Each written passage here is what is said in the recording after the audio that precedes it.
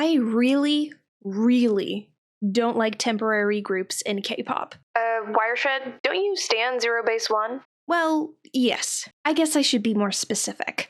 I don't like the framework of temporary groups. The members, music, and concepts that make up those groups are cool. However, temporary groups rarely, if ever, fulfill their promise. As you might know, survival shows are the source for temporary groups, bringing the audience onto a roller coaster ride of dramatic moments through twists and turns, and sometimes bend over backwards to justify the most nonsensical decisions ever seen on TV. Despite it all, they are meant to garner a substantial fan base for each contestant, supposedly also benefiting those who don't make the cut, and providing a head start to those who are talented or lucky enough to get in the final lineup. Examples of highly touted groups built off this model are IOI and Aespa. Yet the only surviving remnants of the former are Somi and Chungha, while half of Aespa aren't anywhere near their previous popularity, even though the main reason for temporary groups' existence in the first place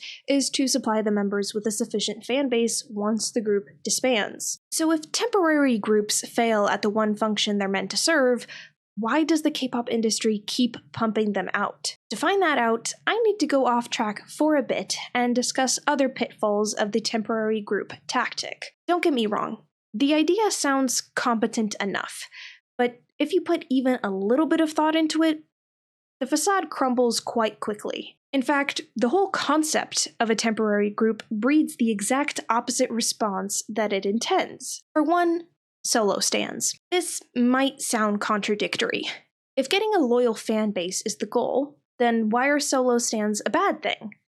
Well, they're arguably the worst kind of fan, simply because of the environment they're cultivated in. Being that the nature of a survival show is competitive, where one contestant's survival means another's elimination, solo stans grow highly attached to their chosen trainee, and see little else past them. This treatment extends into the formation of the group. While the members are no longer rivals, that attitude doesn't change with solo stans. More lines for one member means less for their idol, etc., etc. The focus changes from a survival mindset to a prioritization mindset. They want more lines, screen time, better outfits, and more solo activities for their idol.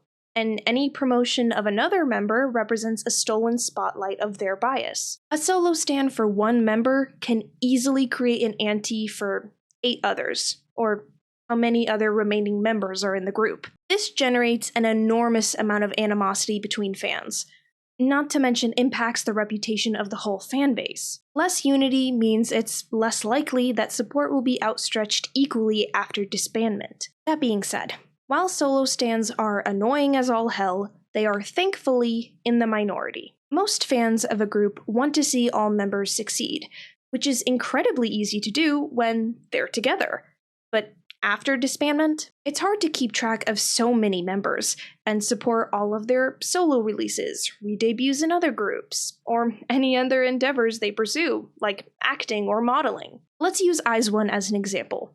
Again, the group had 12 members. You would need money to purchase 12 separate projects every year, and that's only if they release one project per year. That's not even mentioning the different versions of an album, tickets to all of their concerts, the bubble service, new season's greetings, photo card collecting, and so much more. Unless you're rich, it's just not feasible. But let's say you're willing to support them in another way, with time. Whether that be streaming, watching all of their content, their lives, it'll be just as taxing. Time is money, as they say. I can imagine how following that many people can be a one-way road to being burnt out. This is all assuming you don't stan other groups, by the way. But let's also consider the success conditional for these groups. In the event that a temporary group fails to meet expectations, it stands to reason that the tie to their group serves as a hindrance more than anything else. It's common knowledge that the beginning years of an idol's career can make or break it.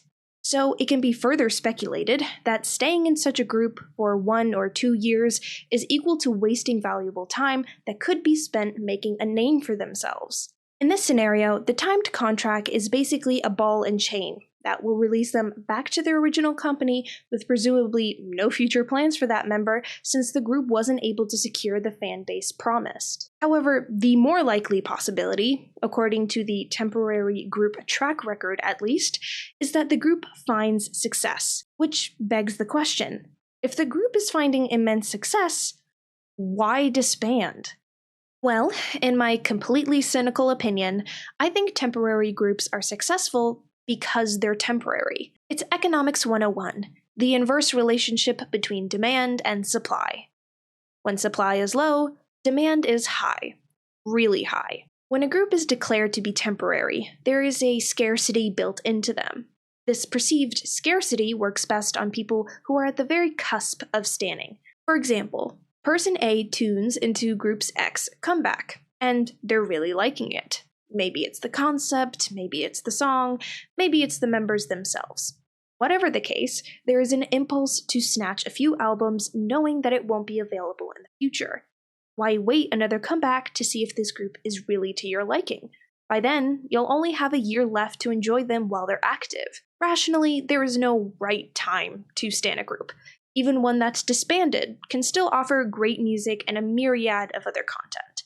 But FOMO is one hell of a drug. The fear of missing out on a group that's current and limited can drive a consumer crazy, especially when the product is insanely good. I do think that temporary groups have more effort put into them, just all around. With a time crunch, it's necessary for the company behind them to introduce a concept, execute on it, and bring it all to a fitting conclusion by the due date. All the while, going ham on the wardrobe, music, choreography, and marketing. Well, if that company isn't Wake One, anyway.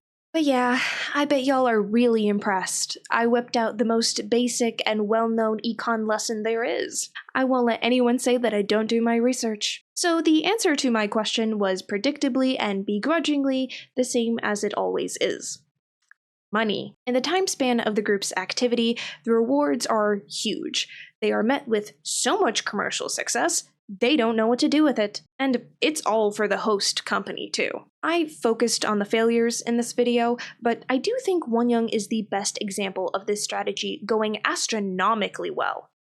I don't think many would deny her fame and title as the 4th gen it girl. It's proven every day by her hold on the industry. And as much as I am happy for her, it doesn't pose well for the success rate of temporary groups at cultivating these phenomenons, since she's the only one. Not to dismiss the other IZ*ONE girls, by the way.